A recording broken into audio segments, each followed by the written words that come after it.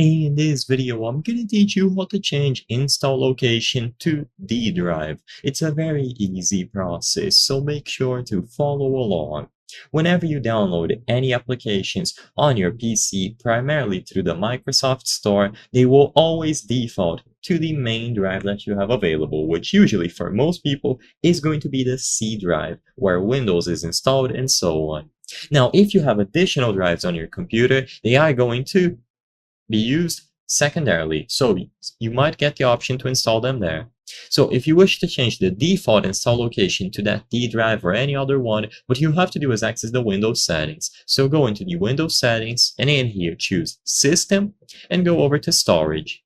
Within Storage, you have to go to Advanced Storage Settings. Keep in mind that I am doing this on Windows 11. You can do the exact same process on Windows 10, but it is going to be a little bit different.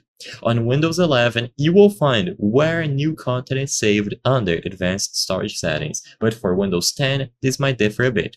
The point is, you need to find this option, where new content is saved. And as you can see, the first option here is going to be new apps will save to, and then you can choose. Now, I don't have a drive with the letter D on my computer, but let's say that this drive, S70, was drive D. All that I would have to do is go over here and change it to the S drive. I'm not going to do it for this video, but basically, you go into this page and then you change the install location accordingly.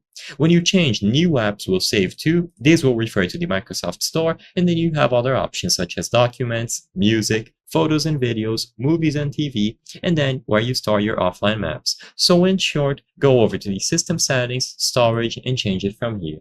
You can choose any of the drives on your PC, including a D drive if you have one of those.